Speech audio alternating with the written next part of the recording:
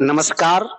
आज हम आदर्श व्यवस्था पार्टी के राष्ट्रीय कार्यालय या केंद्रीय कार्यालय पर उपस्थित हूँ और यहाँ पर आदर्श व्यवस्था पार्टी के राष्ट्रीय अध्यक्ष आदरणीय श्री राम प्रताप सिंह जी मौजूद हैं।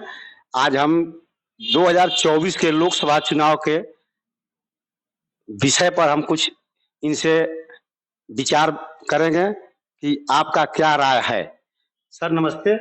नमस्ते सर। नमस्ते सर, 2024 में आप इंडिया गठबंधन को कहाँ पाते हैं? देखिए, 2024 में इंडिया गठबंधन का जो शुरुआत हुआ था तो बहुत सही था, कोई दिक्कत नहीं था।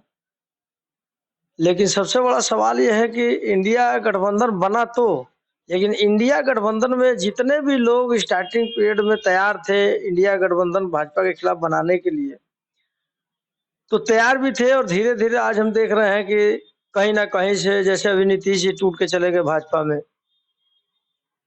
फिर उधर जयवंत चौधरी जी चले गए भाजपा के साथ। तो ऐसे में मुझे नहीं लग रहा है कि इंडिया गठबंधन 2024 के चुनाव के लिए जिस हिसाब से बनाया गया था तो उसका बहुत लाभ मिलने जा रहा है इंडिया गठबंधन को।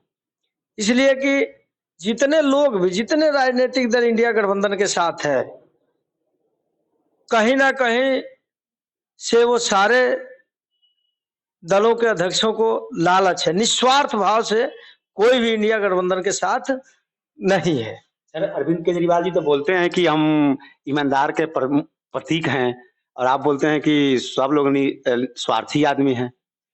देखिए, जहां तक अरविंद केजरीवाल जी की बात है तो अरविंद केजरीवाल जी को हम भी बहुत नजदीक से जानते हैं। अन्ना आंदोलन से लेकर के और पार्टी बनाई गई, दिल्ली चुनाव लड़ा गया, तब तक हम अरविंद केजरीवाल जी के साथ थे। हम लोग संस्थापक सदस्य थे और जो विचार केजरीवाल जी का शुरू में था वह विचार दिल्ली के चुनाव के बाद ही उनका सारा विचार खत्म हो गया। और मैं तो ये कहता हूं कि अगर हिंदुस्तान में सबसे बड़ा झूठा और स्वार्थी कोई है तो वो अरविंद केजरीवाल है।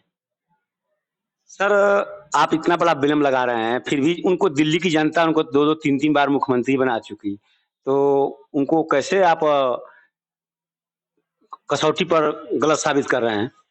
देखिए, दिल्ली का जहां तक विकास की बात है तो कहीं ना कहीं कांग्रेस से या भाजपा से विकास के मामले में दिल्ली में कार्य हुआ है। मैं ये नहीं कह रहा हूँ, कार्य तो हुआ है, लेकिन आज उनकी यही एक कमी रही, स्वार्थ, जो कार्यकर्ता निस्वार्थ भाव से जो कार्यकर्ता जुड़े हुए थे, उन कार्यकर्ताओं को कहीं ना कहीं जो है सिर्फ टेंट लगाने के लिए लोग पद दिए थे।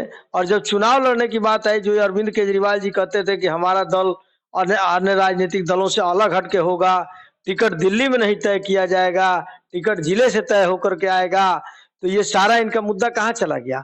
आज टिकट जो है दिल्ली में बैठ करके टिकट तय होता है। उस समय हमको भी जो है हमारा देवरिया जिला से सलेमपुर लोकसभा का हाट पर, और यहाँ से मेरा निर्विरोध नाम जिला कार्यकारिणी से गया था, लेकिन यहाँ सीपी सिंह को, टीपी सिंह के लड़के को, सीपी सिंह को टिकट दिया जाता है, जो एक हफ्ता पहले जो है आम आदमी पार्टी की सदस्यता ज्वाइन करता है।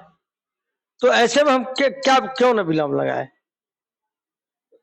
इंडिया गठबंधन के सामने सत्ता पक्ष कहाँ आपको दिखाई दे रहा है? देखिए, इंडिया गठबंधन में सबसे बड़ी बात है कि जितने भी दल हैं, निस्वार्थ भाव से कोई नहीं है। सब लोग अपने आप को मजबूत बनना चाह रहे हैं और सब लोगों का सपना एक ही है कि सब लोग पीएम बनने की सपना देख रहे हैं। और मैं तो ये कह रहा हूं कि लगभग 1-2 दलों को छोड़ दिया जाए तो एक राज्य से दूसरे राज्य में उन लोगों का कोई अस्तित्व नहीं है, तो पीएम बनने का तो सपना इन लोगों को सोचना ही नहीं चाहिए। रही कांग्रेस की बात, तो कांग्रेस आज अगर बहुत निचले स्तर पर भी जा चुकी है तो इन क्षेत्रीय दलों से तो बहुत आगे है। इसलिए मुझे नहीं लग रहा है कि जो है इंडिया गठबंधन जो है जो बनाया गया है, इसमें निस्वार्थ भाव से कोई नहीं आया है, सबको स्वार्थ है। इसलिए हमको नहीं लग रहा है कि इंडिया गठबंधन को इस बार कुछ लाभ मिलने जा रहा है। और मुझे तो ये विश्वास हो रहा है कि कहीं ना कहीं जो है भारतीय जनता पार्टी पूर्ण बहुमत से आगे सीट लेकर के जाएगी, कोई रोकने वाला नहीं है। अभी बीजेपी का नारा है कि अब की बार 400 पार। क्या ये नारा जनता साबित सही कर देगी? देखिए 400 पार साबित भी हो सकता है, क्योंकि यूपी की जो कंडीशन आप देख रहे हैं, बहन जी मायावती जी अलग हो चुकी हैं, अपने दम पे चुनाव लड़ेंगी, तो कहीं ना कहीं इंडिया गठबंधन का नुकसान होगा। और अभी तो सीटों को लेकर के आने वाले समय में देखिए लोगों का अभी क्या होता है। तो मुझे नहीं लग रहा है कि जो है 400 पार जो इनका नारा है उसमें कहीं गलत है। चलिए, हमसे बात करने के लिए आपको बहुत बहुत धन्यवाद सर। धन्यवाद सर।